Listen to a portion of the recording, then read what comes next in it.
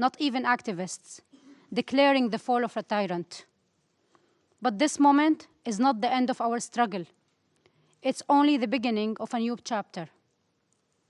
We ask this Council to act in line within Resolution 2254 and help us to achieve a real political transition, one that includes all Syrians from all regions and also the diaspora. The transition must lead to a new constitution and free, fair election. It must adhere to international standards of transparency, justice, and accountability. But this transition cannot happen without justice. The Assad regime has turned Syria into a theater of unimaginable crimes. Families have been searching for their beloved ones for over a decade. In recent days, the release of detainees from Sednaya was a tragic reminder of this brutality. Heartbreaking videos of chaos outside prisons filled our screens, families desperately searching for loved ones, while documents burned and records were destroyed forever. The regime cruelty was not just about detention. It was about erasing lives, silencing truth, and leaving families in endless uncertainty. Wafa Mustafa, my dear friend, whose father was detained in 2013 and whose fate is still unknown until today, asks a question that broke us all from our hearts. Where was the UN? Where was the ICRC in those critical days? Why am I supposed to identify my father's body on Instagram? Why are we seeing documents and IDs scattered on the ground, these precious pieces of evidence of our beloved ones? They could hold the only truth about what happened to them, and yet we are being denied even that. Madam President, the international community must act. Families for loved ones deserve access to the truth, access to every prison, to every mass grave, to every part of justice. The bombing must be stopped. Israel's recent strikes are blatant breach of international law. They must be held accountable for that. The protection of civilians is vital. In northeast Syria, violence and instability continues to devastate lives. A unified, coordinated approach is urgently needed to build a safe, stable future for all Syrians. And do not forget also the millions of Syrian refugees all over the world. Their future remains frozen, their dignity denied. These are not numbers. They are families, mothers, fathers, and children who deserve stability and the chance to rebuild their lives. Madam President, for too long, Syria have been left to bleed while the world debated and hesitated. For too long, we have been waiting for action. The time for excuses is over, and this is the time for action. We, the Syrian people, have shown the world our resilience, our courage, and unwavering belief in freedom. I'm asking you to stand with us, to support our demand for justice and accountability, and to help us build a political transition that reflects the dream and sacrifice of all Syrians.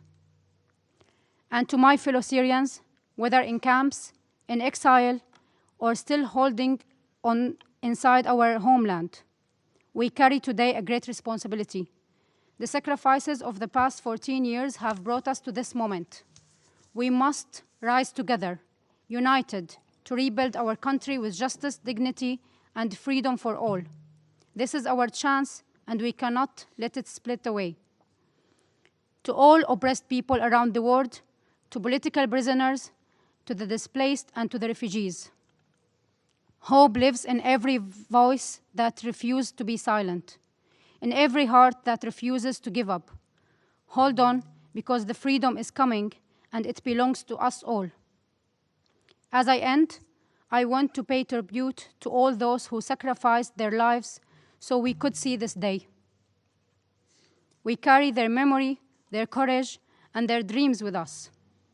Today, as the UN Security Council holds its first briefing after Syria freedom, Syria without Assad, we take our first steps into a new future, and this is only the beginning. Thank you, Madam President. I thank Ms. El-Khatib for her briefing. I now give the floor to Ms. Sabater Jammous.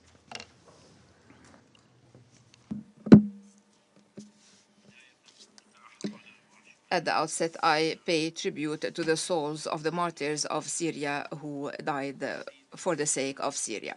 Madam President, ladies and gentlemen, members of the Council, I stand before you today on behalf of the great Syrian people to express our pride of this historic day when the sun of freedom rose over Syria. On the 8th of December, or the 8th of December, represents the triumph of the will of the Syrian people, which compelled the authoritarian regime to flee Damascus.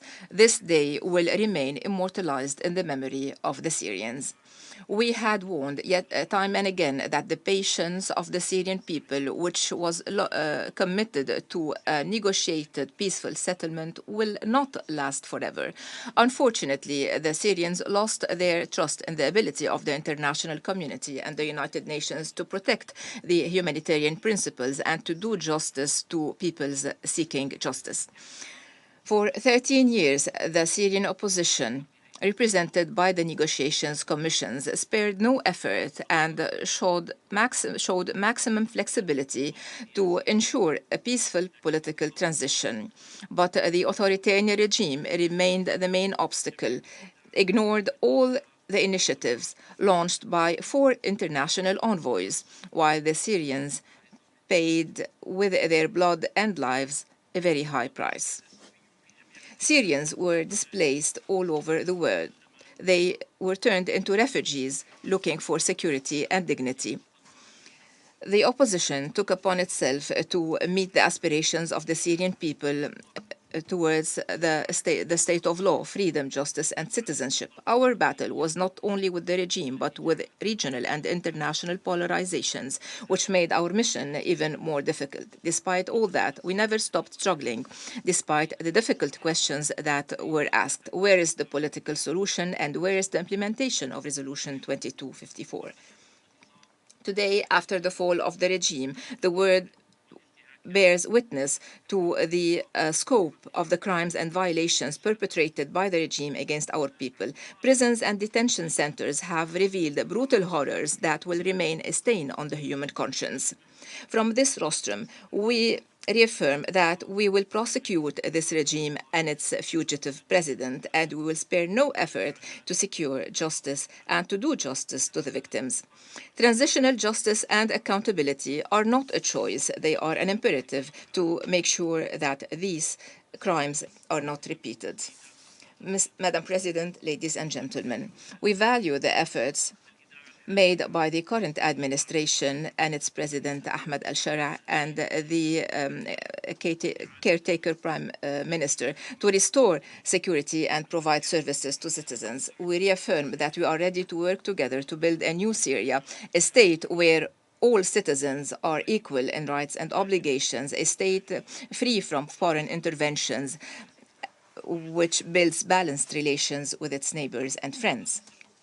This victory wouldn't have been achieved if it weren't for the sacrifices of all the Syrians, the martyrs who sacrificed their life for freedom, the detainees who languished in dark cells of injustice, the refugees who suffered for long years in camps, the rebels who faced death to free their nation, the journalists who conveyed the voice of the truth, politicians who fought in international instances, the civil society which created practical solutions despite challenges, and legal professionals who prosecuted crimes, the Syrian women who were symbols of resilience and determination, and the Syrian youth which invested in its education to build a bright future for Syria. We would also like to convey our heartfelt thanks to the countries which stood by us until the last moment, which supported us and believed that the Syrian people is capable of change and will not succumb until they achieve their freedom. These states were an essential partner in supporting our right to freedom and dignity, and we will never forget their brave stance. Madam President, ladies and gentlemen, The authoritarian regime left Syria in a state of economic devastation. 80% of the people live below the poverty line. It is time to lift the economic sanctions imposed on the Syrian state and to increase humanitarian and relief support to allow us to rebuild our country. Despite the changes in Syria, and so despite these changes in Syria, we still believe that that Resolution 2254 is the roadmap to meet the aspirations of our people.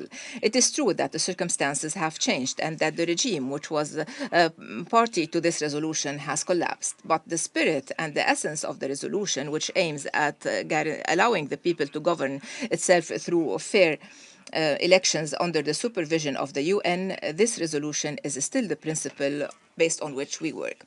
So we need to initiate a dialogue in Damascus under the auspices of the UN. Therefore, we call for establishing an inclusive transitional national government that represents all the segments of the Syrian people, which includes the rebels, politicians, and civil society, all the components of the Syrian people, and guarantees the representation of women and youth. Second, there is a need to organize an inclusive national conference organized by the transitional government to choose a constituent assembly that brings together wise men, experts, scientists, politicians, statesmen, and community leaders, as well as veterans and the youth, and this assembly will be entrusted with elaborating a new constitution that reflects the aspirations of Syrian men and women. 3. Organize a referendum on the new constitution and organize fair, free elections in an impartial, safe environment under the supervision of the United Nations.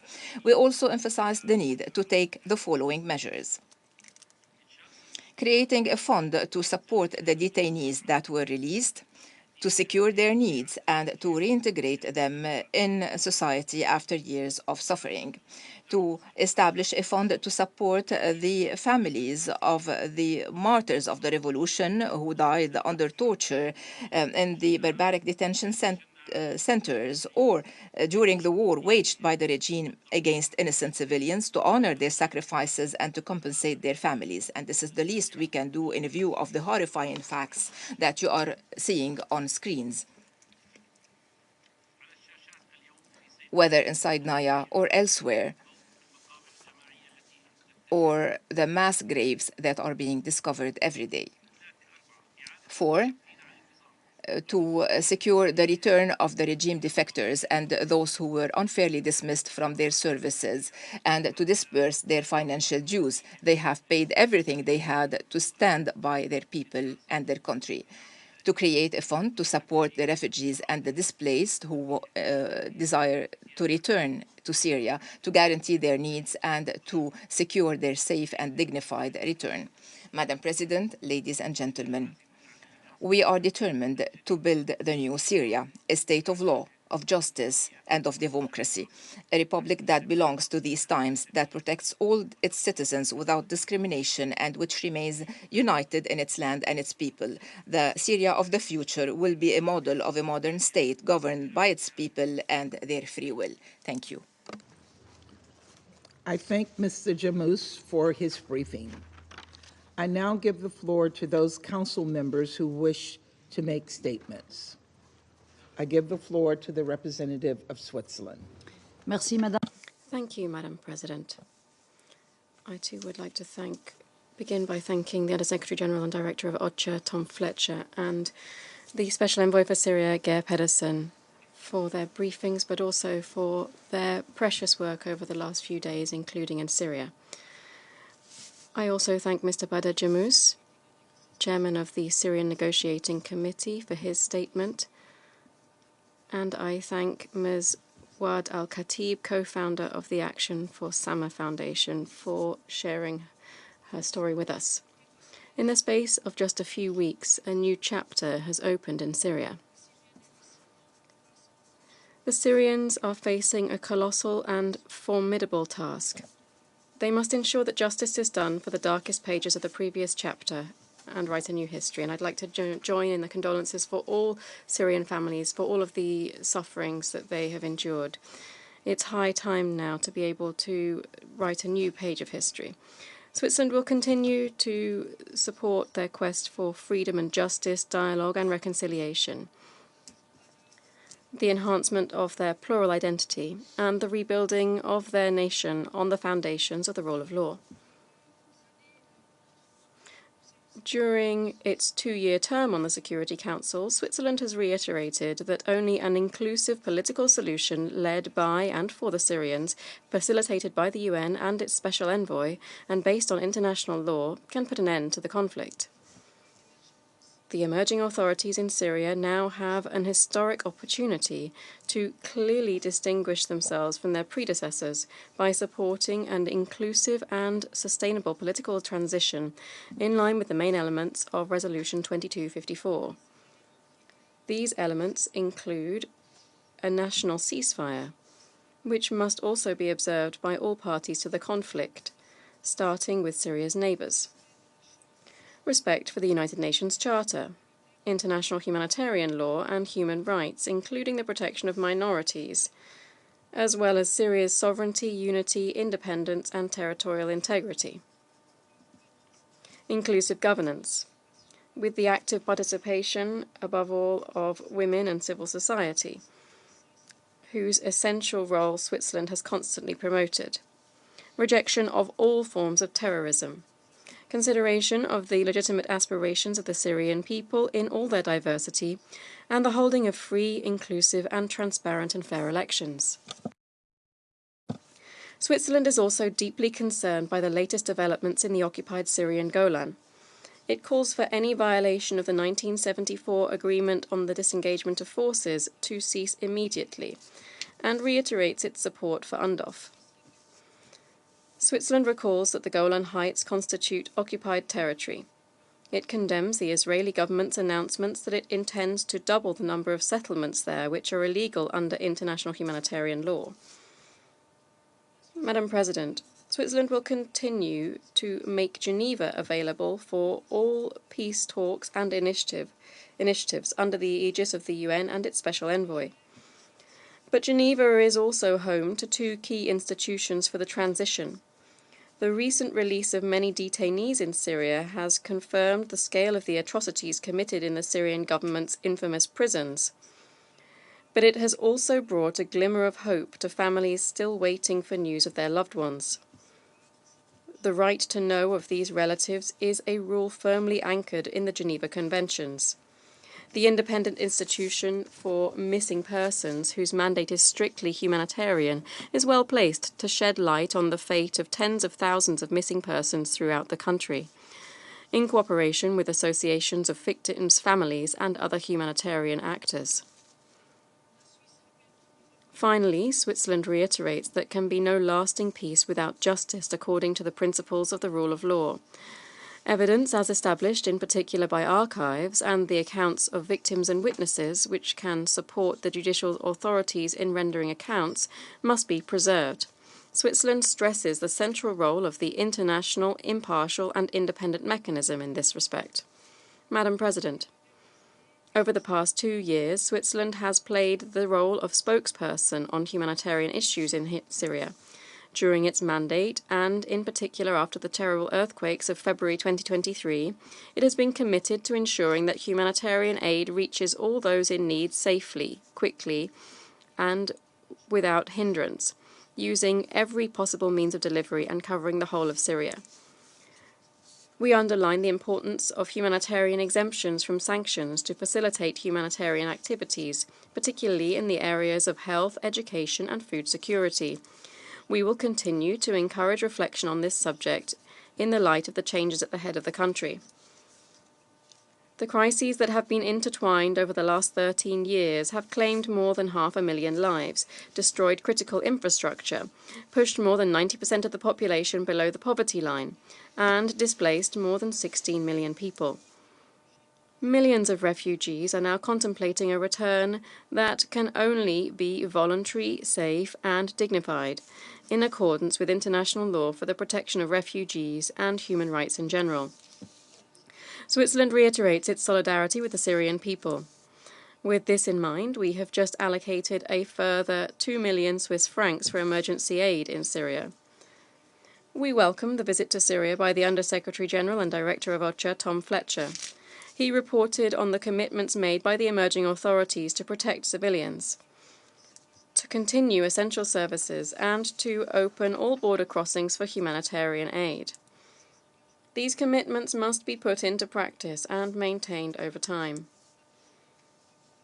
Madam President, while leaving the Council, Switzerland calls on all its members to pursue the path opened up on the 8th of December, and in the same spirit of cooperation, and to fully support a political transition led by and for the Syrians. The search for a political solution in Syria, in the terms adopted by our Council, has stalled for too long. It is time for unequivocal support for peace and security in Syria and in the region as a whole. Thank you. I thank the representative of Switzerland for their statement, and I now give the floor to the representative of the Russian Federation. Madam President, we would like to thank the Special Envoy Geir Pedersen and the Emergency Relief Coordinator Thomas Fletcher for their briefings. We also heard the assessment by the chair of the Syrian Negotiations Committee, Mr. Badr Jamous, and the representative of the civil society, Ouad El-Khatib. We follow very closely the developing situation in the brotherly country of Syria, which has entered a new transitional period of its history after the major part of its territory came under the control of the alliance of armed groups. It is clear that predicting today the outcome and the political, socio-economic ramifications of developments in this country, of the major tectonic shifts there, is not something anyone can do. We are all hoping for the best. But I would like to underscore that the Russian Federation has always been on the side of the brotherly people of Syria. We have always extended and we will continue providing them with the needed support. It is the Syrian people, in all of its ethnic and religious diversity, has to decide the future of Syria, which currently is quite uncertain given the internal lack of stability, which is fraught with palpable threats to its sovereignty and statehood. The territorial integrity of this country is more vulnerable now than ever. There's a real risk of its becoming a number of cantons broken down by ethnic and religious characteristics. The Syrians today have made the utmost efforts to make sure there is an inclusive national dialogue without separating people into losers and winners. This is a very serious and difficult task, and the international community has to do utmost to help this along. There's an equally serious threat for the Syrians, which lies in the actions by Israel, who, using the artificial pretext of self-defense and protecting their security, essentially is deploying a full-scale operation to destroy the defense potential of the country. The Air Force of Israel, and they used to also conduct arbitrary airstrikes in the past, but as of the 8th of December, they have conducted more than 500 airstrikes. As a result, the Navy of Syria was destroyed, 90% of air defense and missile defense, and half of Syrian Air Force. Additionally, there are mass bombardments of government buildings and dozens of industrial and storage facilities in Damascus, Suwayda, Deraa, Homs, Tartus, Latakia, and Palmyra. Idlib, Atanf, and areas across the Euphrates are obviously outside of this equation. In the early hours of the 14th of December, the Air Force of Israel struck objects in the city of Qasyun and destroyed an electronic warfare station.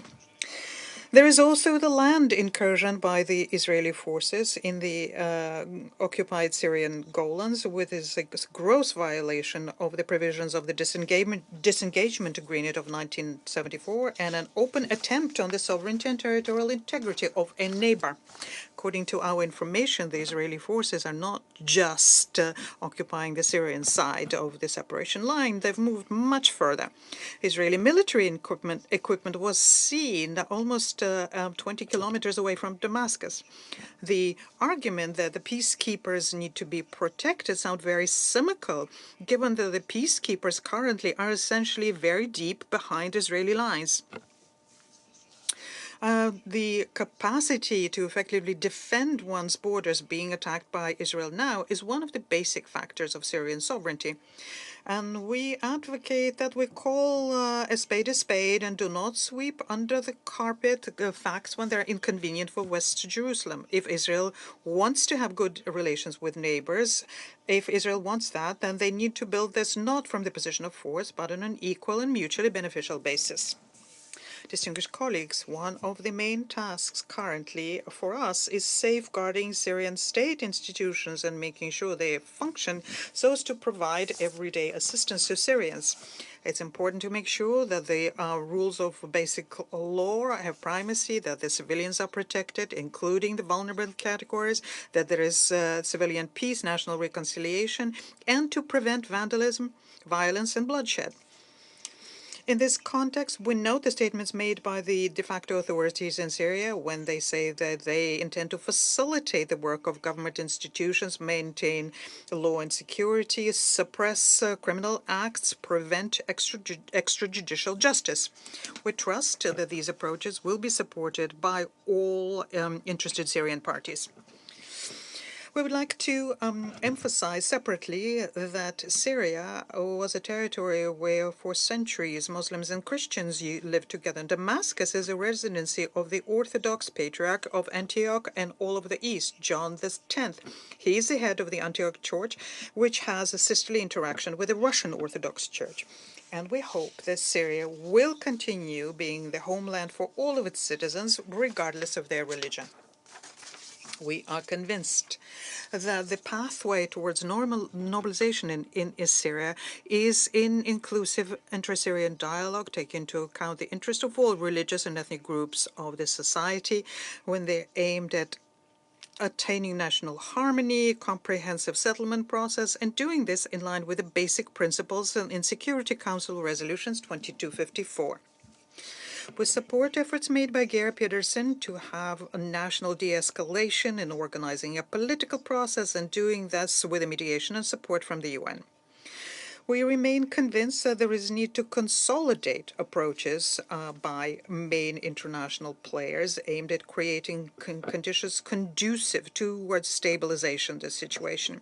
It is our view that the Special Envoy should play a leading role in coordinating this work. And in this context, we welcome your initiative, Gary, to convene an international conference on Syria and call upon all interested parties to support implementing this idea. When there are such dramatic changes in Syria, we think it would be premature to come up with optimistic forecasts or talk seriously about the improved humanitarian situation of the Syrians. We would like to see Syria prosper as well, but so far Syrians are still encountering a deep humanitarian crisis. 90% of people live in poverty. 70% of people need urgent food assistance. Inflation spikes and currency devaluation because of recent events aggravated the socioeconomic situation of Syrians. In some parts of Syria, bread prices have grown up by 900% since 27th of November. The disruption of logistics supply lines and the closure of borders means that there are fewer resources and lack of the means of sustenance. There's an acute issue having to do with the displaced persons. There's a trend for the refugees to come back, but there is also an outflow of people from the country. Since the moment of the increase in hostilities, more than 1 million people had to leave their homes. Most of these people are women and children, and there are very difficult conditions now within the country and outside of it. We also should remember those who recently fled Lebanon into Syria because of Israeli bombings. They need to be helped, and at the very least, they need to have their security ensured. Madam President, we are concerned by the news according to which the humanitarian activity is seriously limited. Humanitarians are telling us about the security issues, power cuts, and instances of looting. In Damascus, for example, humanitarian assistance warehouses have been looted. At the same time, we support the intent of humanitarian UN agency to continue being on the ground and continue providing assistance. the humanitarian crisis in Syria, which reached a catastrophic level, is something that demands urgent and coordinated action on the behalf of the entire international community. Unfortunately, the humanitarian appeal on Syria is underfunded. It has only received 1/3 of the funding, 32%. In this regard, we would like to address the so-called traditional donors and ask them a question. Are you going to be guided by the principles of humanity and impartiality when it comes to the Syrian humanitarian file? Or will you, as before, continue the practice of suffocating the Syrian people through sanctions? Sanctions need to be lifted because they, as we've always said, impact the everyday people. For our part, we will continue extending the assistance to the brotherly people of Syria. I thank you. I thank the representative of the Russian Federation for their statement. I now give the floor to the representative of Ecuador. Gracias. Thank you, Madam President. I thank Special Envoy Pedersen and USG Fletcher for the information provided. But in particular, we thank them for the valuable work that they're doing in this complex scenario. And I listened closely to Ms. Al-Khatib and Mr. Jamous, and we also thank them for their statements. I express the solidarity of Ecuador with the Syrian people and with its aspiration for a true future of peace and development. The current scenario is an opportunity to restore the rule of law, to encourage national reconciliation, and to provide the Syrian people with the conditions for well-being and security that were unavailable to them over the last 13 years. Ecuador concurs with the words of the Secretary-General on the need to restore the sovereignty, unity, independence, and territorial integrity of Syria. Further, we support UNDOF's mandate, and we reiterate our position that we do not recognize the annexation of territory by force. We commend the efforts of Special Envoy Pedersen to support and assist with a process of a comprehensive and participatory political transition based on the principles of Resolution 2254, which should be respected in line with what was mentioned by Special Envoy Pedersen. Over the last 2 years, we have insisted on the need to ensure that international humanitarian law is complied with and the need to favour an inclusive, participatory, Syrian-led political dialogue with the support of the region, the United Nations, and the international community as a whole. This position remains unchanged. Turning this possibility for dialogue into a tangible, sustainable reality based on genuine concern for the Syrian population is an ethical imperative. Madam President, the conflict in Syria has had devastating consequences on the civilian population. 70% of the population is in need of humanitarian assistance. There are 7 million IDPs. 500,000 children are facing severe malnutrition. These figures speak to the parlous conditions in the country and the urgent need to improve them. All cross-line and cross-border modalities for the access of humanitarian assistance must remain operational to guarantee the predictability and sustainability of humanitarian assistance, adapting it to the new reality. Hostilities must end to enable the reopening of the more than 12,000 shuttered schools, the rehabilitation of the health and protection systems, and the rebuilding of the civilian infrastructure that was decommissioned as a result of the conflict.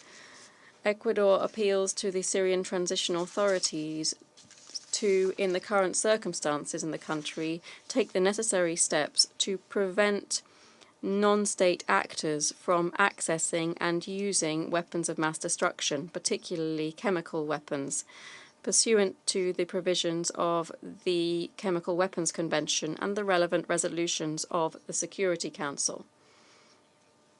Madam President, colleagues, today more than ever, it is vital to facilitate the population's access to transparent accountability mechanisms and to step up efforts to gather information on the fate of more than 100,000 missing persons.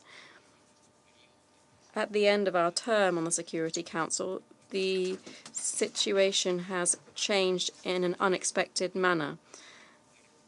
And in this complex context, we support the prioritization of a true good faith dialogue, and we hope that the channels of communication and assistance from the international community will remain open to support Syria in rebuilding its social fabric, in establishing plural institutions, and restoring peace and security in Syria and the region. Thank you. I thank the representative of Ecuador for their statement. I give the floor to the representative of Algeria. Madam President, I have the honor to deliver this statement on behalf of the members of the A3+, namely Guyana, Mozambique, Sierra Leone, and my own country, Algeria. At the outset, the A3+ would like to thank Mr. Peterson and Mr. Fletcher for their valuable briefings. We listened carefully to the representatives of the civil society. Context: Syria. This situation brings immense hope for Syrians. However, it also causes significant concern as the fragile calm of recent days risk being disrupted, plunging Syria into a renewed crisis that no one wishes to see. The A3+ firmly believes that the time has come for a genuine Syrian-led and a Syrian-owned political process under the auspices of the United Nations for a new Syria that unites all Syrians. Yes, all Syrians, regardless of ethnicity or religious denominations. All Syrians, including women and young people, should be fully and meaningfully engaged in this political process. The involvement of the civil society is also key to ensuring a successful transition in Syria towards the realization of the aspirations of the Syrian people. In this regard, we fully support the efforts of the Special Envoy and urge the meaningful implementation of Resolution 2254, including the establishment of an inclusive transitional governing body with full executive power. We also stress the critical role of the United Nations at this juncture, underscoring that the Syrian people should be able to rely on the organization's support and expertise as they navigate the path ahead toward building a strong, sustainable culture of good governance. It is time for inclusivity, not division. It is time for inclusivity, not division. It is time for dialogue, not arms. It is time for dialogue, not arms. The A3 Plus reaffirms its unwavering commitment to Syria's sovereignty, independence, unity, and territorial integrity. We firmly reject any attempt to divide Syria. To move forward from its history of violence, Syria should not be an arena of polarization or rivalry of external powers. The A3 Plus stresses that only the Syrian people will freely decide the future of Syria. This fragile situation must not be exploited for the resurgence of terrorism. And in this context, decisive and collaborative action is therefore required. Furthermore, the A3 Plus reiterate that Syria's territorial integrity must be respected by all. And in this regard, we express our grave concern over the recent military incursions by the Israeli Defense Forces into Syrian territory, which constitute a flagrant violation of international law, a flagrant violation of the UN Charter. We emphasize the critical role of UNDOF in maintaining peace and stability in the region.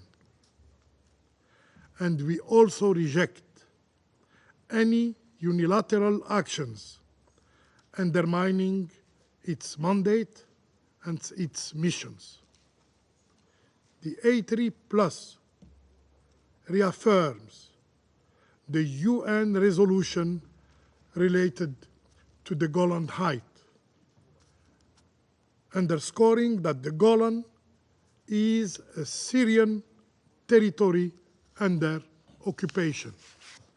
And we call for full respect of the 1974 disengagement agreement, including the status of the area of separation.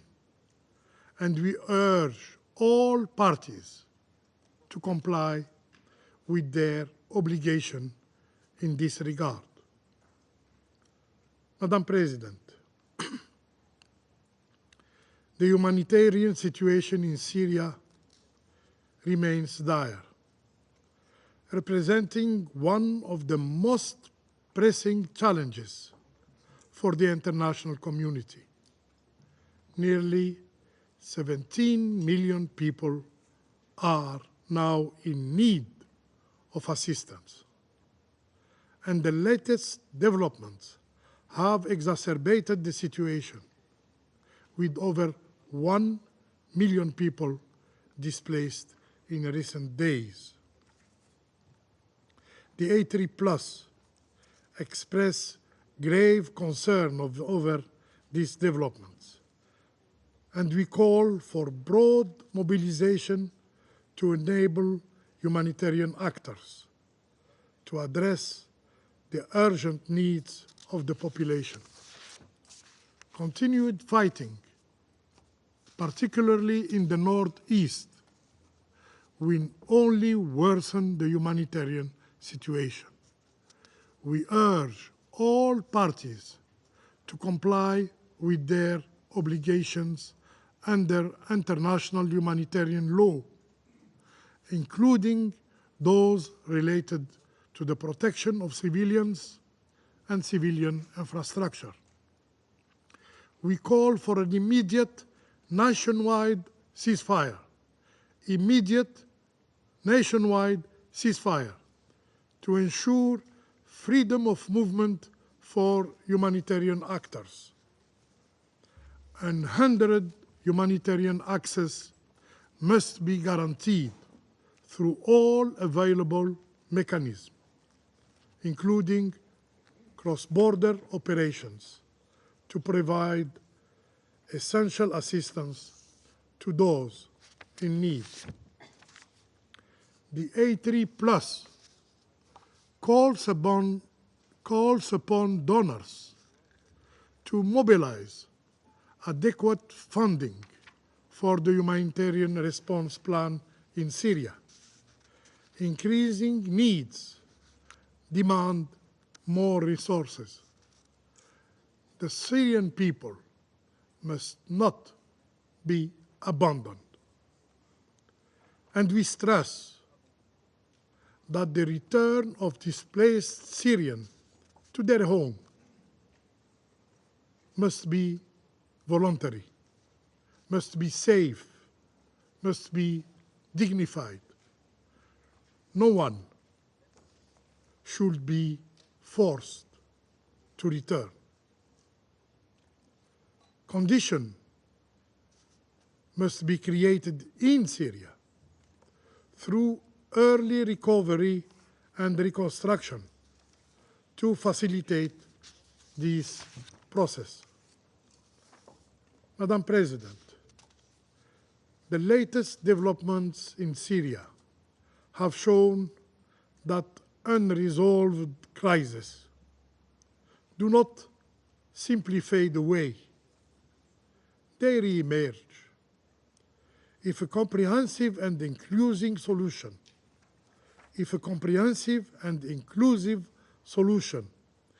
is not found for the situation in Syria,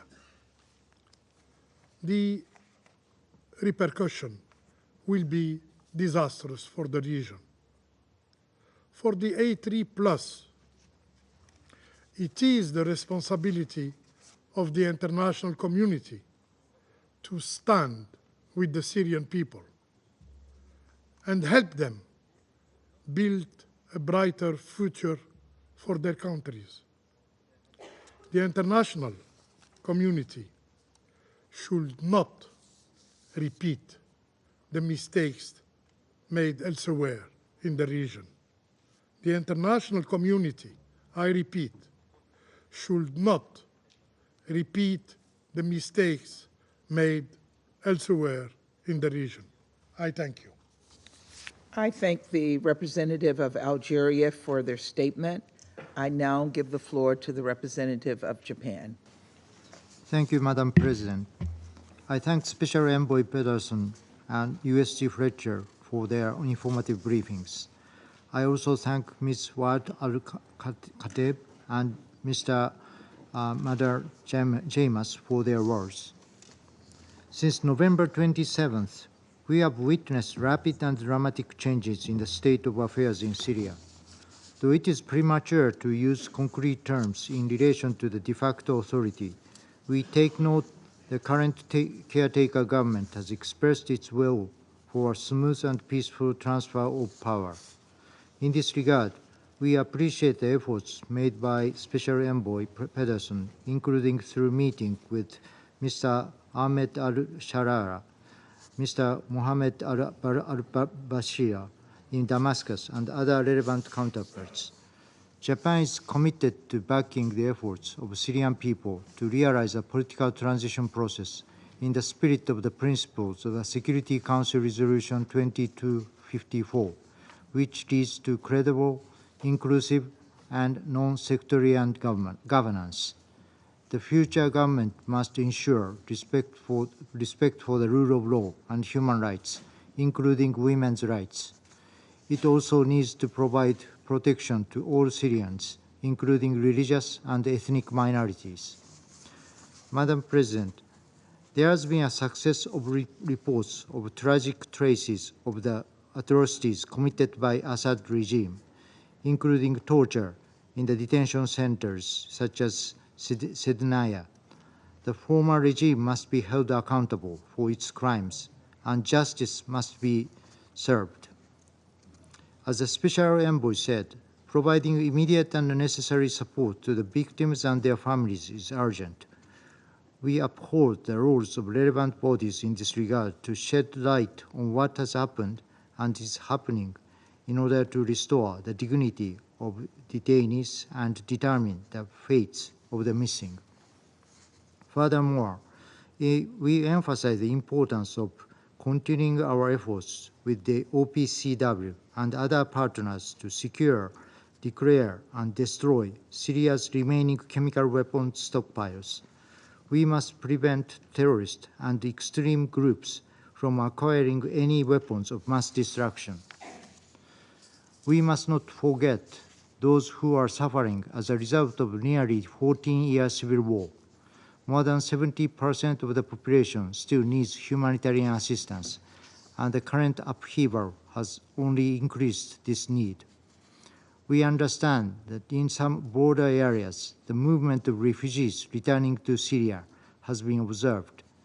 The authority must ensure conditions for safe, dignified, and voluntary returns of all those who were forced to flee the country. Madam President, Japan is concerned about the development of Israeli forces beyond the area of separation in the Golan Heights. Even though the Israeli government has stated the move is temporary and defensive measure, we believe that further explanation is required as to grounds for these military actions, including how they could be justified in relation to the 1974 disengagement agreement. Also, we are concerned about the recent announcement by the Israeli government to expand settlements in the Golan Heights, of which the government of Japan does not recognize the annexation by Israel. And such settlement activities are violation of international law. Japan urges Israel to avoid any actions that would deteriorate the situation. The door to a new era is beginning to open. Beyond, there is a need to build a new nation that is open and truly a land of peace for the Syrian people. We cannot accept the occurrence of a new round of oppression, violence, or tragedy. The future of Syria should be determined by the Syrian people themselves. We stand with the people of Syria. I thank you. I thank the representative of Japan for their statement, and I now give the floor to the representative of France. Madame la Présidente. Madam President, I would like to first of all thank the Special Envoy of the Secretary General, Mr. Pierre Ketterson, and the Undersecretary General Fletcher for their briefings. I would like to also thank Mr. Badr Jamous and Ms. Wad Al-Kateb for their description of the current situation and their testimony. Madam President, a new historic phase is opening for Syria and the Syrian people, as happened after the fall of the Bashar al-Assad regime. After years of brutal repression, of suffering, and deep fracturing, the time has come for reconciliation and reconstruction in Syria. And also the time for justice for the thousands of men, women, and children victims of the regime. These 13 years of civil war left the country battered, and their needs are immense. A major part of the population had to go into exile far away from their homes. The economy is to be restored, and the country is to be rebuilt. In the immediate perspective, the priority has to be a cessation of hostilities throughout the country. The cycle of violence has to be broken. All of the civilians, including the ethnic and religious minorities, have to be protected in line with the international law and human rights law. The international humanitarian law has to be upheld. We took note of the initial statements, encouraging ones, made by the de facto authorities in this regard. France has very high expectations on this topic. I will judge them on their acts and over time. Humanitarian assistance has to finally be supplied to all of the people who need it in Syria and throughout its territory. Madam President, At the same time, an orderly political transition has to be started, a kind of that represents all of the trends of Syrian opposition and the de facto authorities. This is to be done guided by the spirit of Resolution 2254 and the major principles contained therein, whilst safeguarding the state institutions. The United Nations, through its Special Envoy of the Secretary General for Syria, can greatly help this process along. All of the components of the Syrian society has to be found at the same table so as to discuss the future of their country. We're launching a political process which has to be led by the Syrians themselves. The women and the young people should allow the building of the kind of future which meets the legitimate aspirations of the Syrian people in all of their diversity. And this means coming up with guarantees in terms of human rights and fighting impunity, in particular when it comes to the disappeared, the tortured, or those who were arbitrarily detained under the Assad regime. Madam President, it will also be of fundamental importance for the new Syria to make sure that there is no resurgence of extremism and terrorism. And against these phenomena, the fighting has to continue, including fighting Daesh. The greatest kind of vigilance also has to be maintained when it comes to the proliferation of weapons, in particular those which were within the Syrian chemical program. The fall of the Bashar al-Assad regime provides a historic opportunity to destroy these chemical weapons.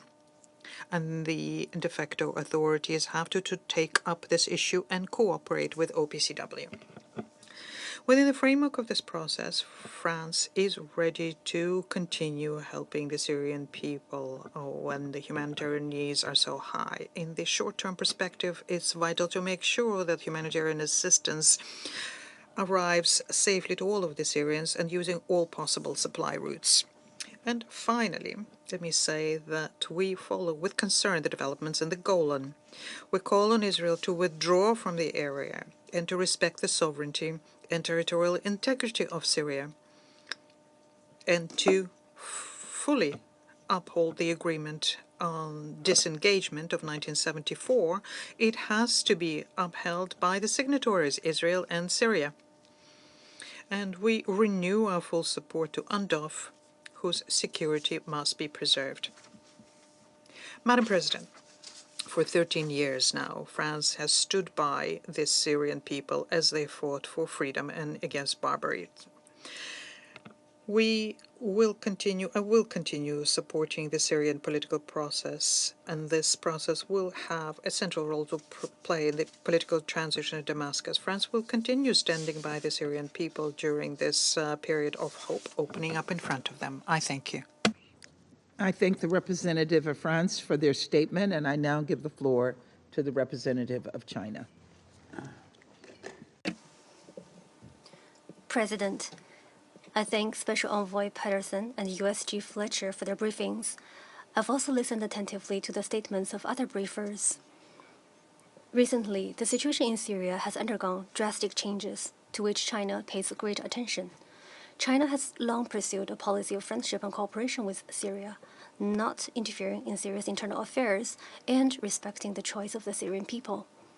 We sincerely hope that Syria will achieve peace and restore stability as soon as possible, and we're ready to play a constructive role to that end. I wish to share the following 4 points. First, it's imperative to stabilize the security situation. We call on all parties concerned in Syria to exercise calm and restraint, refrain from actions that may escalate the situation, and prevent new conflicts. All parties are obliged to take measures to prohibit attacks against civilians and to protect the security of diplomatic missions and foreign nationals. We hope that Syria's state institutions will remain operational to create conditions for the restoration of social order, and we hope that influential countries, especially regional countries, will play a constructive role in stabilizing the situation in Syria. We express our grave concern over Israel's recent continued airstrikes against Syria and its entry into the Golan region, as well as its claim to expand settlements in the Golan. We call on Israel to stop these actions. Second, the long-term solution is to promote a political settlement. China supports Syria in implementing Security Council Resolution 2254, advancing its domestic political process in line with the Syrian-led and Syrian-owned principle, and finding a national reconstruction plan through inclusive dialogue. The international community should effectively safeguard Syria's independence, unity, sovereignty, and territorial integrity, respect Syria's ethnic and religious traditions, and allow the Syrian people to make their own decisions. The will of the Syrian people should be respected to avoid national division and the fragmentation of the domestic situation. China supports the active mediation role of the UN and supports the work of Special Envoy Pedersen in facilitating dialogue between all parties and reaching an arrangement that accommodates the interests of all sides. Third, the clear bottom line is the fight against terrorism. Terrorism, a common enemy of mankind, poses a severe threat to international peace and security. The Syria of the future should stand firm against any form of terrorism and extremist forces. The Syrian territory must not be used to support terrorism or threaten the security of other countries. On counterterrorism, states have an obligation to combat all terrorist organizations listed by the Security Council, including the ETIM or TIP. The international community should draw full lessons and refrain from double standards and selective application. Fourth, it's incumbent on all parties to alleviate the humanitarian situation. The drastic changes in the situation in Syria have exacerbated the already dire humanitarian situation. China appreciates the efforts made by UN agencies to resume humanitarian operations in Syria and calls on all parties to fulfill their obligations under IHL, ensure unimpeded humanitarian access, and facilitate the humanitarian operations of UN agencies. The international community should lend a helping hand to Syria to help improve its humanitarian situation. The protracted, unlawful unilateral sanctions imposed on Syria by some countries, which have severely hampered its economic and social development and caused tremendous harm to the Syrian people, should be lifted immediately. President, for more than a year since the outbreak of the Gaza conflict, the Middle East has witnessed relentless turmoil. Tensions have escalated in the Palestinian-Israeli, Lebanese-Israeli, Iraqi-Israeli, and Red Sea situations, coupled with the recent shift in the situation in Syria. The Middle East region is mired in constant turbulence and frequent conflicts, gravely affecting international peace and security. Such a situation, if left unchecked, will only drag more countries and peoples into the quagmire of war. The international community should work with a greater sense of urgency and responsibility to seek de-escalation of conflicts and promote the early return of peace and stability to the region. To that end, China supports the Council in speaking out as soon as possible on the situation in Syria, sending a positive signal of commitment to resolving the Syrian issue and reflecting its important role. In conclusion, I wish to reiterate that as a strategic partner of the countries of the Middle East, China is ready to work with the international community to continue to make unremitting efforts to promote long-term stability in Syria and the restoration of peace and tranquility in the Middle East. Thank you, President. I thank the representative of China for their statement, and I now give the floor to the Republic of Korea. Thank you, Madam President. I would also like to thank Special Envoy Geir Pedersen and USG Tom Fletcher for their comprehensive briefings. I also thank Ms. Al-Khatib and Mr. Jamus for sharing their personal stories and insightful observations. After 13 years of devastating civil war, Syria has demonstrated that the Syrian-led political transition, once dismissed by some as a hollow ambition, is now proving to be an achievable goal. However, How we navigate this transformative juncture will determine whether Syria can rebuild itself as a legitimate state for all Syrians. Let me highlight the following points in this regard. First, the caretaker government should ensure a peaceful power transition through a political process based on the principles enshrined in Resolution 2254. The keys here are legitimacy and inclusiveness. We note the Prime Minister's statement that his term will last until March 1st of next year. His emphasis on the caretaker mandate's temporary nature is a good start, and we look forward to a peaceful, free, and fair elections as early as practicable. Sustainable governance for Syria, a multi-ethnic and multi-sectarian state, inherently requires inclusivity. No community or group, including ethnic or religious minorities and women, should be excluded. In this regard, we note with deep interest the caretaker government's commitment to social reconciliation and cohesion among all communities, and we look forward to seeing these commitments translated into tangible actions. Second, all hostilities throughout the country must cease in order to stabilize Syria and safeguard its territorial integrity at this critical juncture. Especially, intensified hostilities in northern Syria, Golan incursions, and Israel's airstrikes across the country are deeply concerning. Even more disturbing is Israel's plan to expand its settlement in the occupied Golan Heights, contrary to its obligations under the Geneva Conventions and the Security Council Resolution 497. Exploiting Syria's turmoil for territorial gain is unacceptable.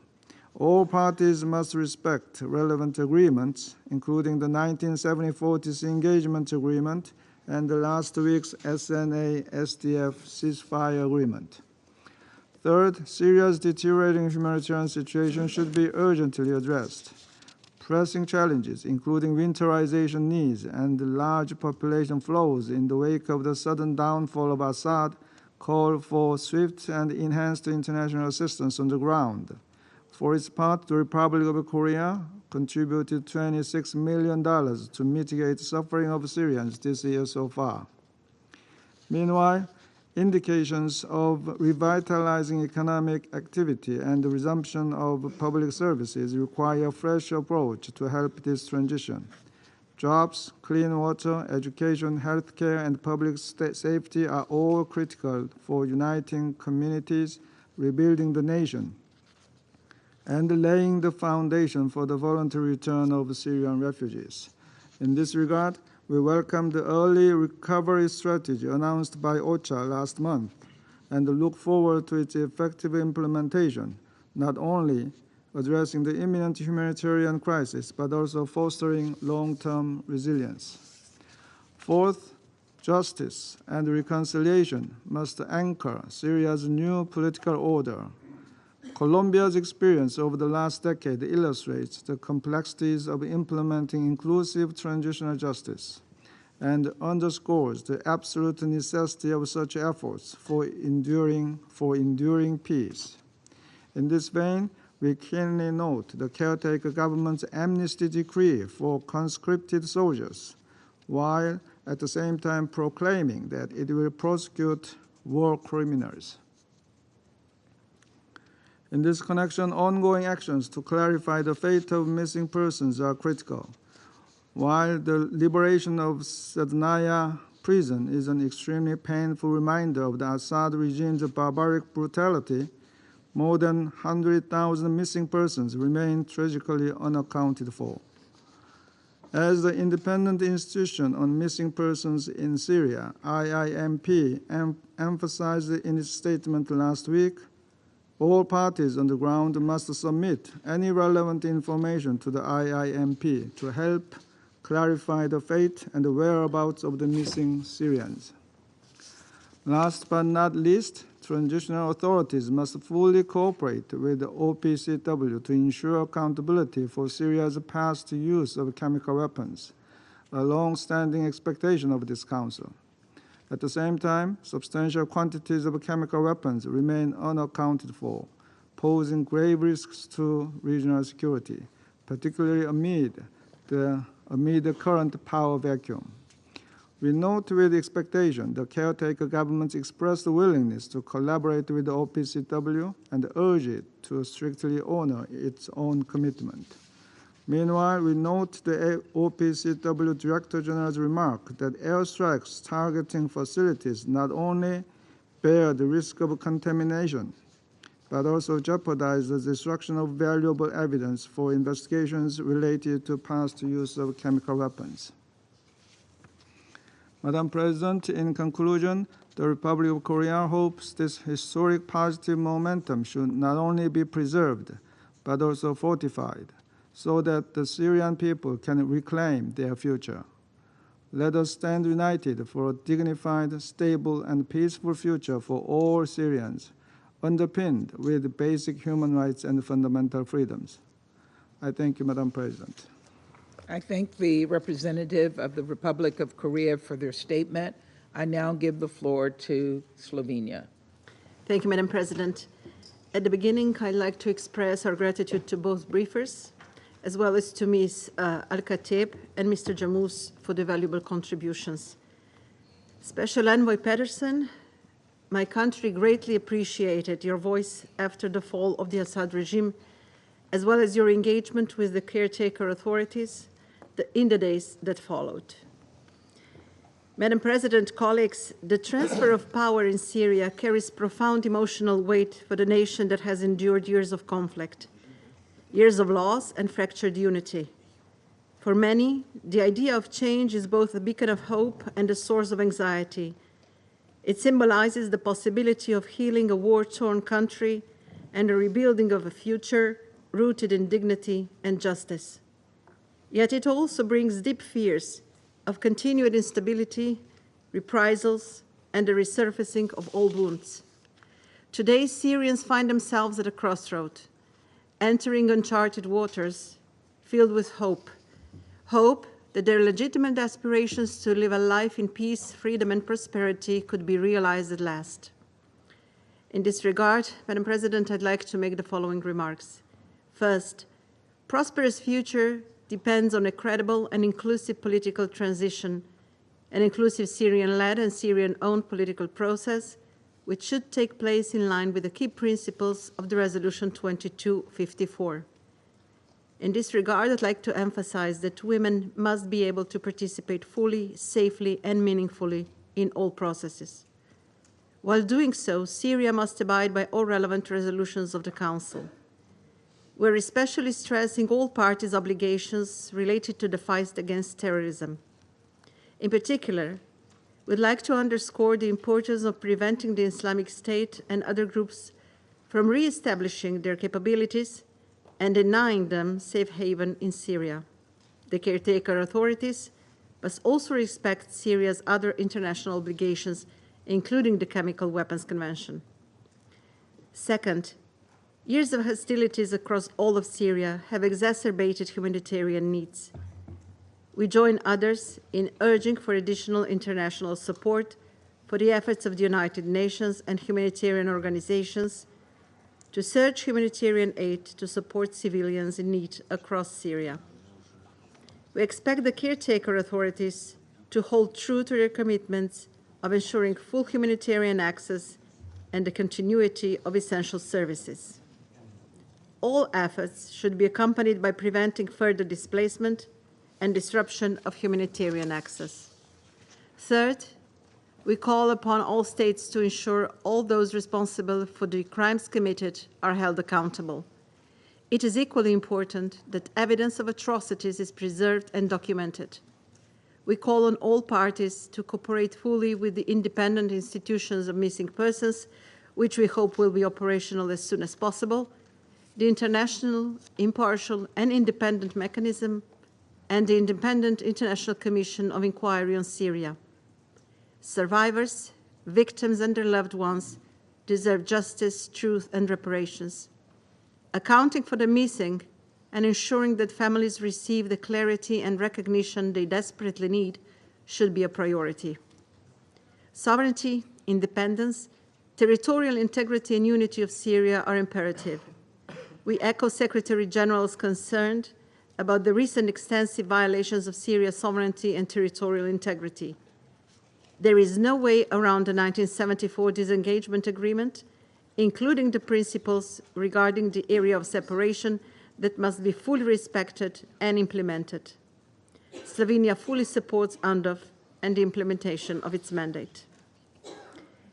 Madam President, the people of Syria deserve justice, peace, and stability, but they also deserve much more. After more than 50 years of the rule of the Assad family, they deserve a peace of mind that history will not repeat itself. The change that this transition brings should not only shift Syria away from the violent conflict, but also from the decades of repression and atrocities. Actions by the de facto authorities showing full respect for international humanitarian and human rights law would be an indispensable first step in this direction. I thank you. I thank the representative of Slovenia for their statement, and I now give the floor to the representative of Malta. Thank you, Madam President. And I also thank Special Envoy Peterson, ERC Fletcher, Ms. Al-Khattab, and Brother James for their updates today. After nearly 14 years of brutal conflict, which culminated in the collapse of the Assad regime, the Syrian people can finally hope again. Malta extends its heartfelt support to Syrians all over the world as they celebrate this remarkable development. Over the past 2 years, Malta has called on all parties, including representatives of the former regime, to engage in the Constitutional Committee. We implored the need for inclusive reform, elections, transitional processes, and genuine accountability in shaping a new Syria. Regrettably, the Assad regime declined and instead imposed years of anguish on the Syrian people. Political prisoners languished in secret detention and torture facilities. Humanitarian aid was subverted and withheld. Millions were displaced and made refugees. President, in our first statement to the Council, we reflected on the acute humanitarian needs across Syria, the economic crisis, major food insecurity, and the lack of medical staff, drugs, and safe facilities. We addressed the cholera outbreak and the importance of the humanitarian cross-border mechanism. We bore witness to the extension of the Council's mandate to allow cross-border aid into Syria, the eventual veto, and the transition to a direct agreement between Damascus and the UN. Regrettably, the humanitarian needs remain as significant now as they were when we first took our seat on the Council. Now, with the humanitarian access being at its greatest point in comparison to any other time during the conflict, greater resourcing and attention to early recovery, resilience, and livelihoods programs is vital. In this regard, we also take note of the commitments made by the interim government to enable and protect UN and humanitarian staff and operations. Across the country, land must be cleared for planting. Farmers must have access to irrigation systems, tools, and seeds to prepare for next year's harvest. After so much destruction, our collective focus now must be to rebuild. President, Malta stresses in the strongest terms the importance of an orderly, peaceful, and inclusive political transition. While there has been cause for great optimism, significant concerns remain regarding reprisal attacks and the backslide into autocratic and radical governance. First, the rights of women and all minorities, including religious minorities, must be ensured. This is the foundation upon which Syria can rebuild and emerge from the rubble. Second, continued progress towards a stable interim government is key. From there, re-engagement with Resolution 2254 presents a credible roadmap for a new, inclusive political horizon. It provides a path where all Syrian stakeholders, including civil society, can engage to positively transform Syrian society and unlock the political support of the international community for rebuilding efforts. Third, the continued presence and operations of UNDOF, especially at this time of grave instability, cannot be underestimated. We remain strongly supportive of UNDOF and full compliance with the 1974 Disengagement of Forces Agreement. The illegal seizure of Syrian territory is unacceptable and risks reigniting the flames of conflict. Syria's sovereignty, independence, and territorial integrity must be respected. Fourth, justice and accountability are the basis of any lasting peace. The scenes we witnessed last week from the Sednaya prison are horrifying. We must tread carefully and work systematically to reunite families with detained loved ones where possible. We must equally continue to establish the fate of the missing and those who will never return. In this respect, the International Impartial and Independent Mechanism and the Independent International Commission of Inquiry on the Syrian Arab Republic are more critical than ever. President, from the very start of our term, we pledge to be guided by the needs of the Syrian people. At this historic juncture, we stand by Syrians at home and throughout the world as they reclaim their country, sovereignty, and dignity. We remain committed to healing wounds and bridging divides in the weeks, months, and years ahead. Thank you. I thank the representative of Malta for their statement, and I now give the floor to the representative of the United Kingdom. Thank you, President. I thank Special Envoy Pedersen and Under-Secretary General Fletcher for their briefings. I also thank Dr. Jamous and Ms. Al-Khatib for their very powerful briefings on the next steps needed for Syria. Colleagues, this is a moment of hope and a new chapter for the Syrian people. They suffered enormously under the Assad regime's cruel grip. It is a moment to mourn and seek accountability for those who've been lost, and a chance to ensure that the nation handed down to future generations is one built on democracy, stability, and peaceful coexistence. I will focus on 3 points addressing the transition period, humanitarian support, and accountability. First, the transition period. We cannot underestimate the challenge ahead. The UK, alongside the UN and our Arab, US, and EU partners, has been clear that the Syrian people have our full support as they proceed with the momentous task of building their future. We call on the new interim authorities to support an inclusive political dialogue on Syria's future governance, protect the rights of all individuals, respect international humanitarian law, and develop a process of equitable justice and accountability. We will judge them by their actions. The world is watching. Of course, the fall of Assad does not mean that security in Syria will automatically improve. We must remain seized of the threat of Daesh resurgence. The UK is fully committed to supporting Syria's fight against terrorism. Respect for Syria's sovereignty and territorial integrity is crucial for the peace and security of the region.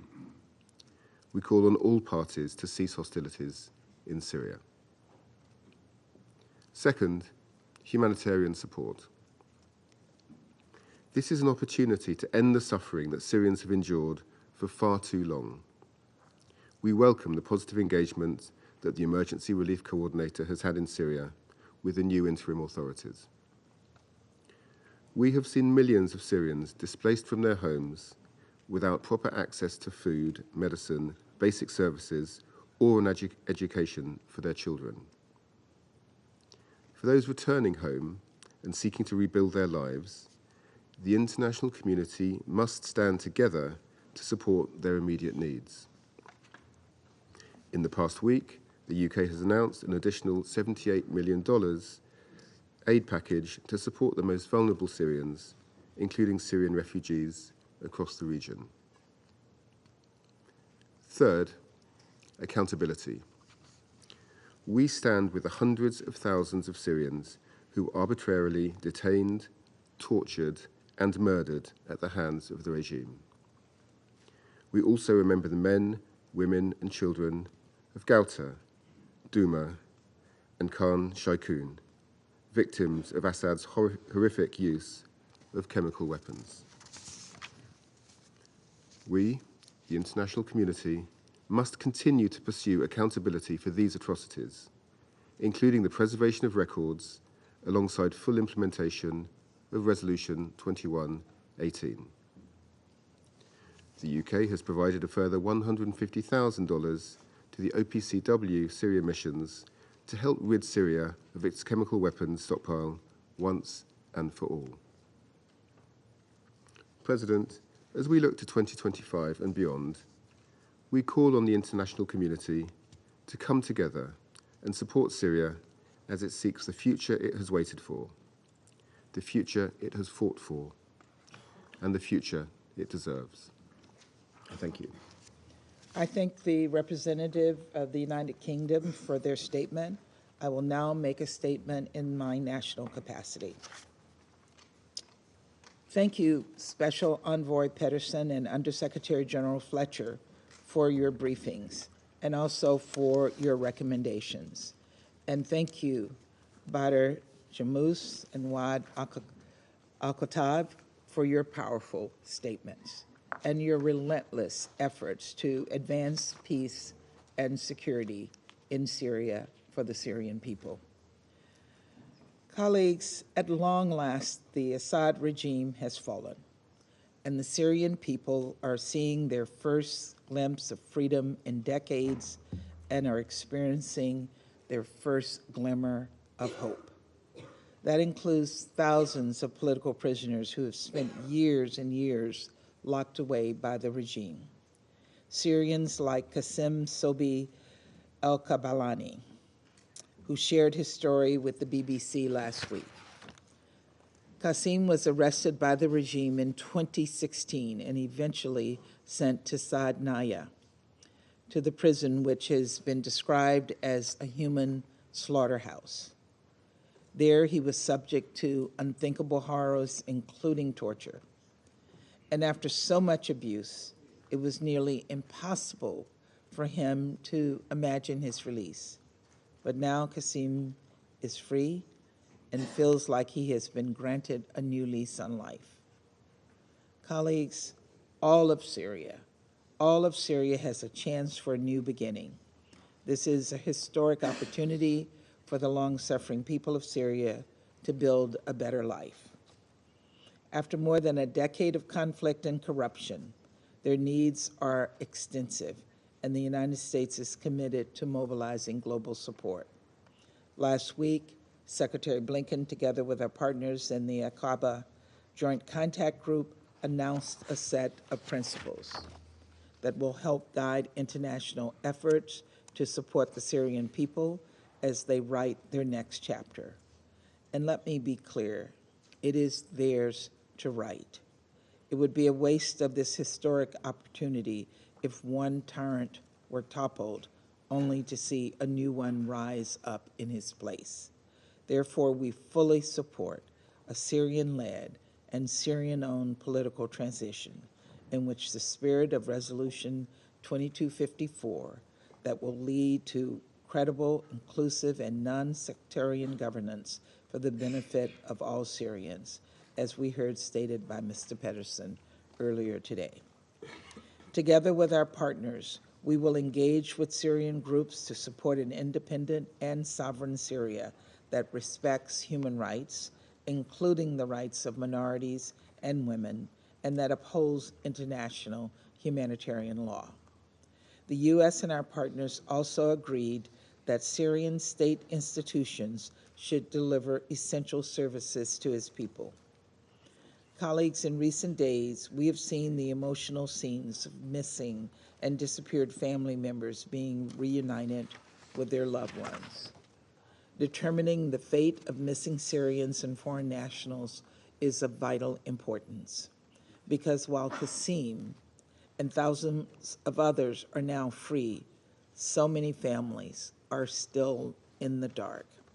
That includes the loved ones of U.S. citizen Austin Tice, who was taken captive more than 12 years ago. We will not rest until Austin is home, and we are pressing all parties in Syria to help make this happen. The United States appreciates the work of civil society groups, the International Impartial and Independent Mechanism, and Commission of Inquiry, which continue to document regime violations and abuses. As the independent institution on missing persons, mission has never been more crucial. We encourage the Secretary General to appoint a head of the IIMP as soon as possible. Our support and funding of this work must continue. Colleagues, the regime may have fallen, but the dire humanitarian needs of millions of Syrians remain, as you've heard from all of our speakers today. In addition to ensuring unhindered access from neighboring countries and throughout Syria, we call for additional financial support for UN agencies and aid organizations. This includes additional contributions to the Syria Recovery Trust Fund. I've often spoken about the Syrians forced to flee the violence and destruction of the regime. Now so many refugees are eager to return home and help rebuild their country.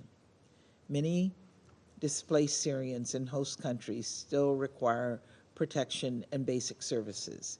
Indeed, some Syrian refugees and asylum seekers may be even more vulnerable. And so all states must uphold their obligations to refugees. Colleagues, just as Syria's leaders should no longer pose a threat to their own people, Syria should have peaceful relations with its neighbors. The United States will continue to support Syria's neighbors, including Jordan, Lebanon, Iraq, Turkey, and Israel, should any new threats arise from Syria during this period of transition. Preventing these threats requires that Syria cooperates with efforts to secure and destroy its remaining chemical weapons stockpiles. Consistent with its obligation under the Chemical Weapons Convention and Security Council Resolution 2118. We seek assurances of Syria's commitment to cooperate with the OPCW in this regard. Finally, there is a strong international consensus that Syria must not be used as base for terrorists such as ISIS. That requires securing detention facilities and displaced persons camps in northeast Syria, which hold nearly 9,000 ISIS fighters. And that means continuing to repatriate detained and displaced foreign nationals. As the United States maintains our mission against ISIS, there should be no doubt we will fully defend and protect U.S. personnel and U.S. military positions in northeast Syria. Colleagues, for so long, it might have seemed that Assad's violent, repressive tactics would pay off, that his grip on power was unshakable, especially since Russia did everything in its power to prop up Assad's brutal regime. And unlike what we heard the Russian PR say about supporting the Syrian people, Russia actually targeted Syrian civilians. Russia obstructed cross-border humanitarian assistance, and now Russia is offering safe haven to Syria's deposed dictator. But Russia's and Assad's campaign of cruelty ultimately failed. The regime has fallen, and Syria has a chance for a new beginning. Going forward, we must demonstrate the Council's unity in support of the Syrian people.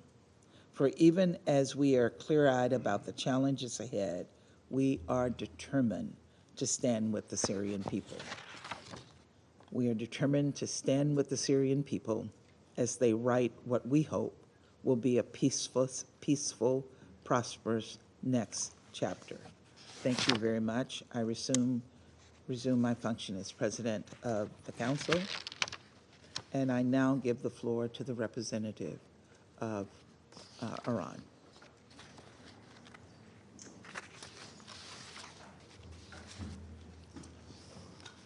Okay. Thank you, Madam President. In the name of God, the Compassionate and Merciful, we thank Mr. Peterson, the Special Envoy, and Mr. Fletcher, and the Secretary General for their insightful briefings. We listened carefully to a statement made by the other briefers. Regarding the recent development in Syria, I would like to make the following key points. First, the Islamic Republic of Iran reaffirms its unwavering support for Syrians' unity, sovereignty, and territorial integrity. The future of Syria must be decided solely by its people, free from external interference or imposition. An inclusive Syrian-led and Syrian-owned political process facilitated by the UN and grounded in the framework of the Resolution 2254 is essential. This includes drafting a new constitution through a representative constitutional committee and establish an inclusive and representative government that reflects the aspiration of all Syrian people. In this context, Iran commends the constructive effort and active engagement of the UN Special Envoy, Mr. Peterson, in advancing this critical objective. Second, maintaining Syrian governmental institutions is vital for stability and the foundation of an inclusive political solution. Institutional collapse risks further fragmentation, humanitarian suffering, and exploitation by extremists. Lessons from the past conflict underline the importance of institutional continuity for basic services, the rule of law, and trust building. The international community must support Syria's institutional resilience, respecting its sovereignty and the will of its people. Third, the safety of all Syrian citizens, including the rights of minorities as well as foreign nationals, must be ensured. Religious and cultural sites and places must be safeguarded, and the unavailability of diplomatic premises and personnel must be upheld in accordance with international law. Fourth, Iran strongly condemns Israeli continued violation of Syrian sovereignty and territorial integrity. The Israeli occupying regime has exploited the current situation in Syria to pursue its political agenda and further destroy Syria's infrastructure. The Security Council must take decisive action to address this aggression and to put an end to Israeli occupation of Syrian territory, which constitute a blatant violation of international law, the UN Charter, and the Council's own resolution, in particular Resolution 350. Iran reaffirms its unwavering support for UNDOF and the full implementation of its mandate. Fifth, the Syrian people face immense economic and humanitarian hardship that demand urgent action. Rebuilding critical infrastructure, restoring services, and ensuring the safe return of refugees and internally displaced persons are essential for fostering national unity and recovery. Immediate aid must be prioritized and unilateral sanctions on Syria must be lifted. The continuation of these inhuman and illegal measures is unjustifiable, as they disproportionately harm the most vulnerable, worsen economic hardship, and violate the fundamental rights of the Syrian people. Iran commends the tireless efforts of OCHA and its humanitarian partner in their work toward alleviating the suffering of the Syrian people. Sixth, Syria remains a pivotal country in the region and must recover its vital role in promoting peace and stability, free from terrorism that poses no threat to its neighbors or the broader region. The Syrian people deserve peace, dignity, and the chance to rebuild their nation free from external interference. The international community must collectively support Syria's unity, sovereignty, and reconstruction, ensuring the rights of aspiration of all Syrians are upheld. Seventh, Iran has consistently played a pivotal and constructive role in promoting regional peace and security, paying a heavy price both in material and human cost in fight against terrorism in Syria and the wider region. This undeniable reality cannot be overlooked. For years, Iran has provided legitimate support to Syria in its fight against terrorism, acting upon the formal and unlawful request of the then Syrian government.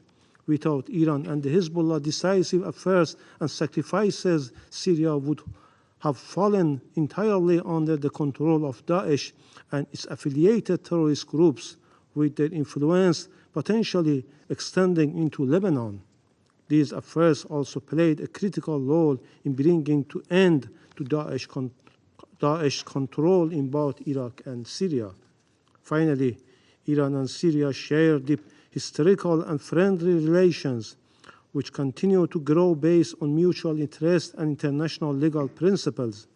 Iran remains steadfast in its constructive role working with the United Nations, regional partners, and the Syrian people to achieve lasting peace and stability in Syria and the wider region. I thank you. I thank the representative of the Islamic Republic of Iran for their statement. I now give the floor to the representative of Iraq.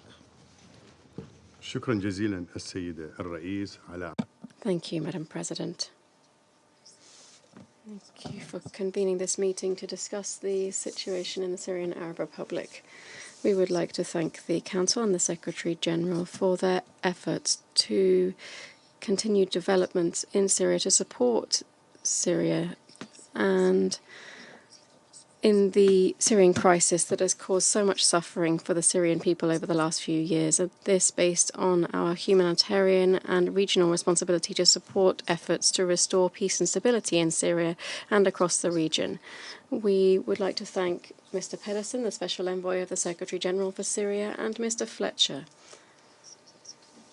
the Under-Secretary General for Humanitarian Affairs and Emergency Relief Coordinator. We thank them for their briefings. Likewise, we listened closely to the statements by Mr. Mohammed Al-Khatib and Mr. Jamous. Since the beginning of the Syrian crisis in 2011, Iraq has continued to call for a political dialogue between all of the Syrian parties. This is the only way to resolve this crisis.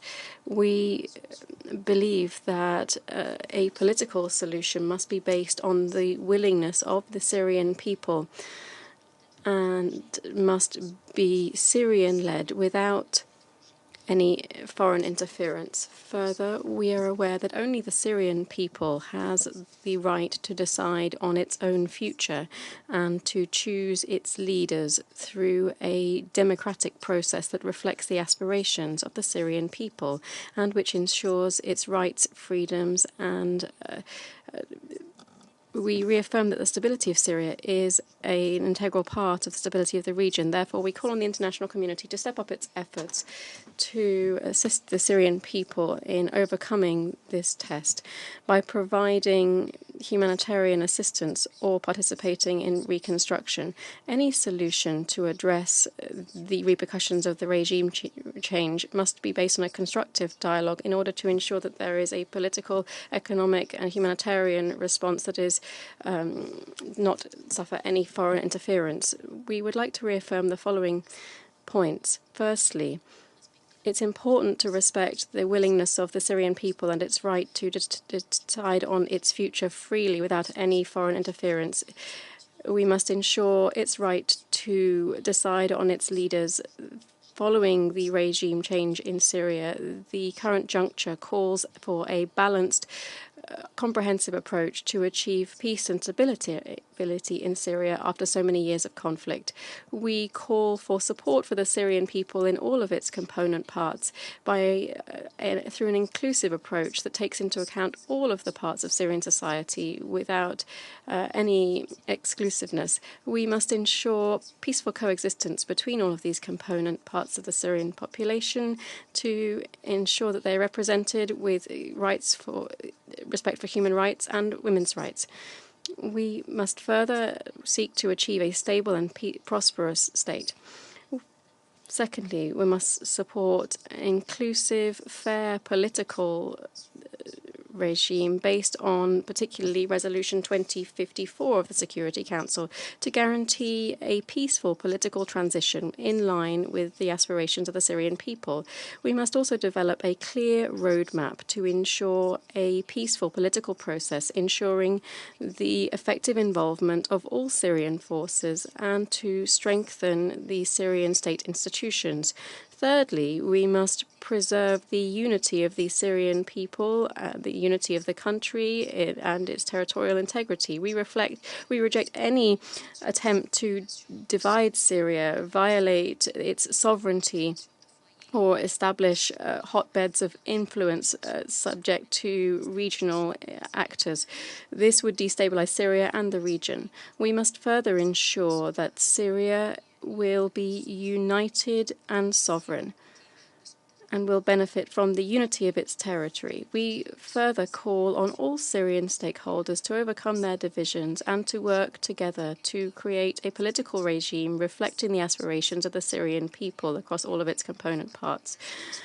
We must address the humanitarian situation and improve the humanitarian situation of the Syrian people by providing the necessary humanitarian aid, by supporting their reconstruction and bringing an end to the isolation of Syria, and ensure that they can return home safely and in dignity. We must ensure safety with regard to their return. We also recall the importance of international and regional cooperation to combat terrorism, which remains a threat to Syria and the region. Syria must not be transformed into a haven for terrorist organizations or a crossing point for terrorist organizations. We are very concerned by the increasing threat of terrorist organizations in Syria and the region because they take advantage of the lack of peace and stability to expand their scope of influence. This has a direct effect on neighboring countries. We must also support the efforts of the Special Envoy, and we call on all to support the efforts of the Special Envoy to ensure that we can comply with Resolution 2254. We further call for strengthened United Nations presence on the ground. The Republic of Iraq condemns and firmly denounces the decision by the Israeli entity to expand its settlement building in the occupied Syrian Golan. This represents a serious violation of international law and the international resolutions. We reiterate our unchanged position and the right of the Syrian people to its sovereignty across all of its territory. The Golan is an occupied Syrian territory. Any attempts to change its demographic makeup is null and void. We also call on the international community to work seriously to preserve the unity and sovereignty of Syria and to achieve peace and stability across the region. We call on the Security Council to shoulder its responsibility to take the necessary steps to bring an end to these violations, which are benefiting from the current situation in Syria. We reaffirm that it's important to respect the Disengagement of Forces Agreement of 1974 and to ensure the continued presence of UNDOF on the ground. UNDOF plays an essential role to preserve stability and ensuring de-escalation in the region. In conclusion, we remain ready to work with all parties in the region to preserve the sovereignty and territorial integrity of Syria and to ensure a dignified future for its people.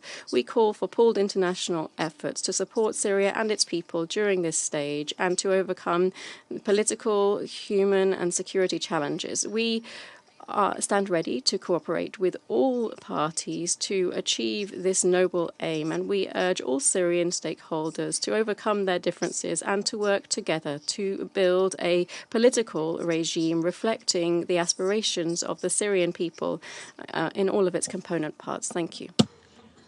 I thank the representative of Iraq for their statement.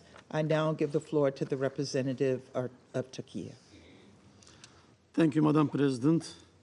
I am also grateful to Special Envoy Pedersen and the Undersecretary General for Humanitarian Affairs and Emergency Relief Coordinator, Mr. Fletcher, for their briefings, as well as Mr. Jamuz, Chairman of the Syrian Negotiations Commission, and Ms. El-Khatib for their interventions.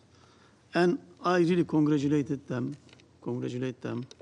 for conveying voice of their people during these hardship 14 years to the international community. The Syrian people are at a pivotal moment in their history. As of December 8, Syria entered a new era, one that carries the potential to transform a decade of conflict and suffering into a future marked by peace, stability, and prosperity. After 14 years of unimaginable pain, the Syrian people are closer than ever to realizing their aspiration for a free and inclusive Syria. However, the road ahead is not without its challenges. The next steps should be critical to rebuild a Syria that is united, inclusive, and stable, a Syria that can contribute to the stability of our entire region. Madam President, the primary responsibility for this transition rests with the Syrian people themselves. Their ownership of this process is paramount. And as a diplomat, Turkish diplomat who served in Damascus before, I am very confident on this. A credible and legitimate transition, a Syrian-led and Syrian-owned process will require bold, inclusive, and determined steps towards national unity. Inclusivity must lie at the heart of Syria's future. A new Syrian government must reflect the voices of all segments of society. This is not just a moral imperative, it is a strategic necessity. Only an inclusive and representative political framework can foster the long-term harmony required to build a united Syria. Equally, the territorial integrity of Syria must be safeguarded under all circumstances. The fragmentation of Syria would not only jeopardize the country's future, but also destabilize an already fragile region. A united Syria must emerge as a place where all its people can coexist peacefully without fear of sectarian strife or discrimination. Respect for all segments of society and the rejection of sectarianism must remain guiding principles. Madam President, for over a decade, Turkey has stood by the Syrian people, offering unwavering support to both those within Syria and the millions forced to seek refuge beyond the borders. Turkey has hosted 4 million Syrians, providing them with safety, education, and livelihoods. This is not just a testament to Turkey's solidarity, but also a recognition that Syria's stability is critical for the stability of the region. The international community must now match this commitment. The devastation brought by years of conflict cannot be overcome by Syrians alone. We need swift actions in the political and humanitarian fields. The matter of sanctions needs to be addressed. This is essential for a self-sustained, functioning state.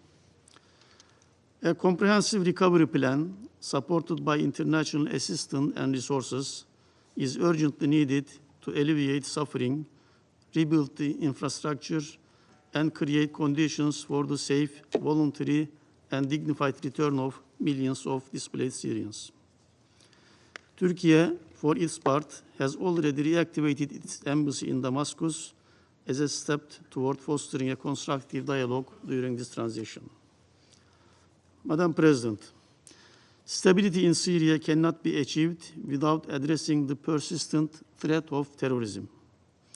Syria must not become a haven for terrorist groups that exploit the transition period to further their agenda.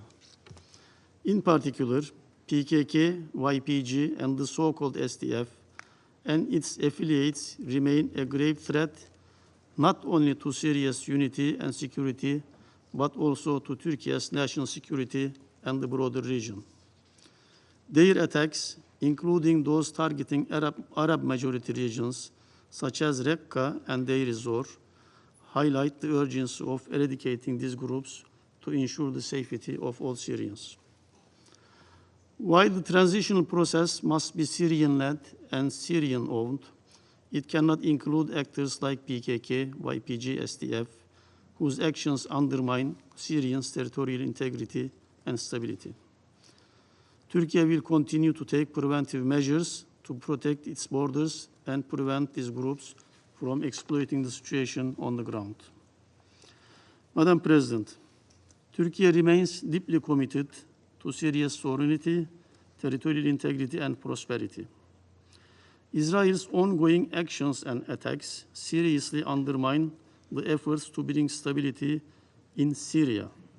These illegal actions and attacks cannot be explained by any legitimate security concern and unacceptable. So this Council should react accordingly. Over the years, we have actively engaged in dialogue with regional and international partners, including through recent meetings in Doha and Aqaba, to ensure that the national reconciliation and the transitional process aligns with the principles of inclusivity and stability. Finally, the international community must not turn a blind eye to the atrocities committed by the Assad regime, exemplified by the horrific images emerging from Sidnaya prison and the Damascus region. Justice and accountability are essential to healing the wounds of the Syrian people and ensuring that such crimes are never repeated. At this critical juncture, let us recommit to standing with the Syrian people in their pursuit of a free, inclusive, and united Syria, one that will serve as a pillar of stability for the entire region. Thank you, Madam President. I thank the representative of Turkey for their statement. There are no more names inscribed on the list of speakers. I now invite council members to informal consultations to continue our discussions on this subject. The meeting is adjourned.